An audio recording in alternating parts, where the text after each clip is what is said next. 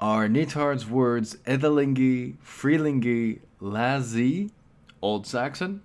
Let's find out. But who is this Nithard? Well, Nithard was a Frankish historian and count, and he was from the late 8th century and middle 9th century, and he's the son of Angilbert and Bertha, and which makes him Charlemagne's grandson. So this guy's a Frank and related to Big C, Charlemagne. So, but interestingly, from his histories, we have, when describing the continental Saxons and their society, I'll read the English translation from Google to make things easier. This entire nation consists divided into 3 orders, for among them there are those who are Ethiling, there are those who are Friling, and there are those who are called Lazze, or Lazzi, by their language.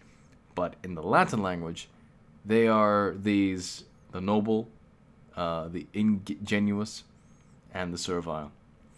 So the premise of this video is to really ask the question: are these 3 words, edhilingi, frilingi, lazzi, or lazzi, or actually I'll dive into that word specifically because that's what actually caught my eye for this video. Are these words Old Saxon? And we're going to dive into each 3 of these words. So these are where these words are attested in Nithard's histories. So, or Nithardi, or so Nithard. All right, so let's dive right into the first word. So we have edhilingi. Okay, so right off the bat, the suffix here, the final I, this is a Latinized. At face value, this is a Latinized Germanic word. So if we were to throw away the Latin here, boom, now it's Germanic. So what is evident here, we have the DH there. You'd see this in Old High German literature, as well as Old High German literature, as well as Old Saxon literatures. For example, we have we need to get rid of that either. We have further, further, and the thing is, knowing Old High German, or really Old High Frankish, given that Nithard was a Frank himself, and this is roughly what he was alive 8th, 9th century, so this is around the time of the High Continent shift. So depending where you are and when, this could very well be pronounced as edhiling, where this would be actually an aspirated D sound. Hang on, let me just make that a little better. Yeah, aspirated D, or I guess in an earlier form of the word, an earlier pronunciation would be edhiling, or even further back, you go ethiling, and this is literally noble ling. You know, like the ing. For those of you who don't know, it's sort of like a patronymic. Like it's like saying John's son.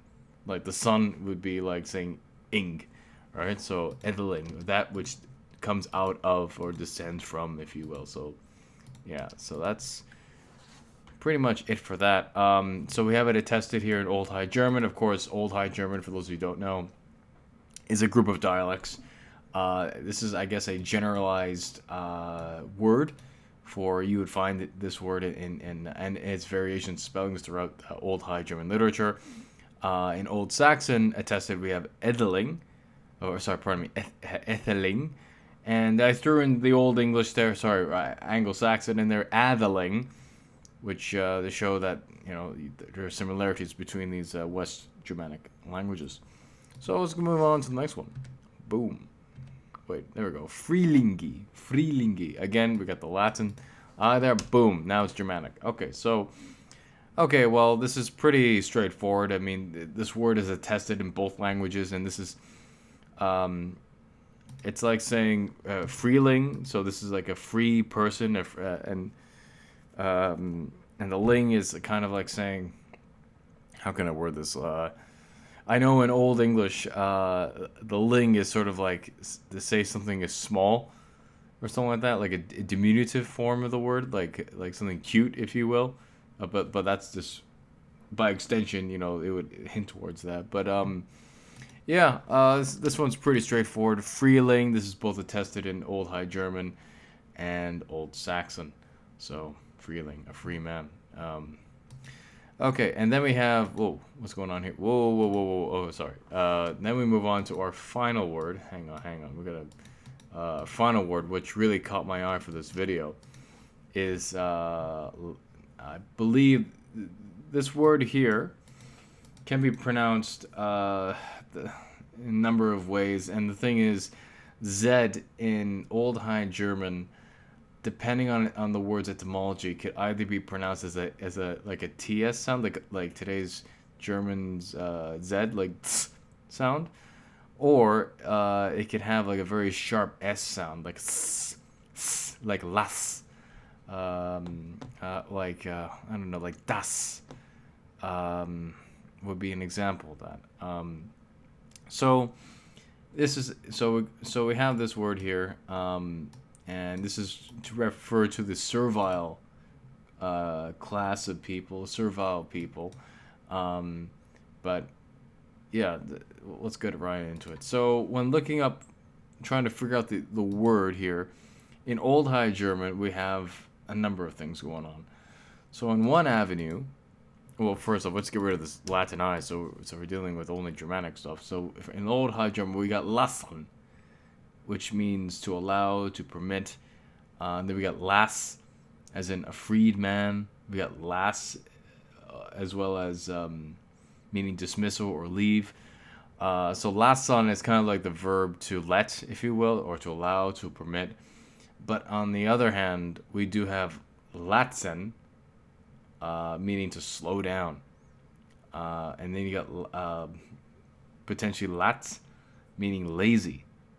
So, so it's trying to uncover what this word actually means. Interestingly enough, we have get rid of that I there. In Middle High German, we got lazze. I believe that's it would be pronounced like maybe pronounced like that because we have two Z's there. And this is a noun that means a serf, sort of, kind of like a slave, if you will. And so this would suggest that, given that this is a Frankish, written by a Frank, and it looks Frankish of itself, because this would be an indication of the high consonant shift, where t becomes the ts sound, or the or s, as in like that sharp s. But then, more importantly, gotta get rid of the I. In Old Saxon, we have Lētan, meaning to allow, to permit, to let. Then we have lat, which means lazy. So we got these two avenues of allowing and permitting. And the thing is, as a noun, assuming that's related to lasan, to allow, permit, well, that which you allow or permit, like would indicate someone who's free, like he's allowed. If that makes sense, this person is permitted, what have you. So it makes sense from that angle that this would indicate a free person, given the verb and its connotations. But given the source material, what Nithard said, that this is the servile class, like would that indicate that these people in question are like the slow people that and the only thing they can do is manual labor? Is that what this? I don't know. There's two ways of looking at this. Like maybe I'm looking too deeply into this. But moving a little forward, in Old Saxon we have Lētan, meaning to let, to permit, allow. Lat mean lazy. But then if we go a little further into the corpus of Latin, Old Saxon, we have this Lato-Saxon word meaning latus, which is a Latinized Saxon word, which means bondsman, and a bondsman is like a really old way of saying like slave. But at the same time, but in Middle Saxon, and Middle Saxon is a term that I decided to use because we have Old Saxon, Middle Saxon. So in other words, Middle Saxon is what other academics would call middle low German, all right, or middle low Saxon. And we have words like lat, latte, and late, which means bondsman and freedman. I guess it depends on the context or what have you, how this word is used in Middle Saxon. So historical context has to be taken into consideration. Why these words get their, like why they have their meanings the way they do. But then moving on, just to throw in the Old English there, or the Anglo-Saxon, we have lat, and this is indicate that that this is a rank that is lower than a chattel, but higher than a slave. And the same word is used to mean slow, or late, or tardy, if you will. And as an aside, we have the verb lētan, meaning to let, allow, permit. So, and it's really interesting of itself that we have all these words that mean allowing and letting and this and that would indicate freedom, but I guess depending on the context and how, like, perhaps it's like allowed, like in name only, if somehow if the word itself meant like a slave or something like that, like, oh yeah, you're free, but only within a very limited context or something like that. I don't know, it's just something to think about as well. So anyway, so just moving right on to the conclusion of Nithard's words. Are these words Saxon?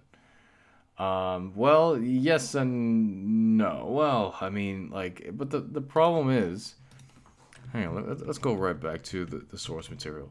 So he says here that, like, who are called this, Ethiling, Friling, and Lazze by their language. But this is so negligent of Nithard, because he says, "Oh yeah, this is what it's called in their language," but he wrote the words in his own, wrote the so-called Saxon words in his own language, which so happen to have cognates, or if you will. This is telling because it shows the attitude, the Frankish attitude. Well, I shouldn't say the Frankish attitude. Rather, Nithard's attitude towards the Saxons, not really taking their own language, not taking their language very seriously. Because these are just a conquered people. They're just a bunch of heathens, and or what have you. So, and bear in mind, this is Charlemagne's grandson we're talking about here, right? So it's kind of like a very insincere attitude towards the Saxons, if you will. But just to go back to the conclusion, well, we definitely see here that these words are definitely Latinized, and they're quite archaic in that, which really, I don't know. Well, it's far back enough where because the thing is, the further back you go with West Germanic, with languages in general, the more similar they are, especially of the same language family. So definitely there is similarities, like with Friling, and with the similarities with Ethiling and whatnot. We see the similarities with the other Germanic dialects. And really, this last word here, Lassie, or Lazzi, or what have you, this stands out to me as High German, Frankish, if you will. So it's definitely, these words are West Germanic, but definitely the last one is a real indication of High German or Frankish, if you will. High German Frankish, or High Frankish if I want to use that term. Anyway, so I believe that'll be the end of this video. Thank you for watching. If you really like the channel, please subscribe. And if you really, really like the channel, please become a patron at my Patreon page down below. Thanks for watching. Bye-bye.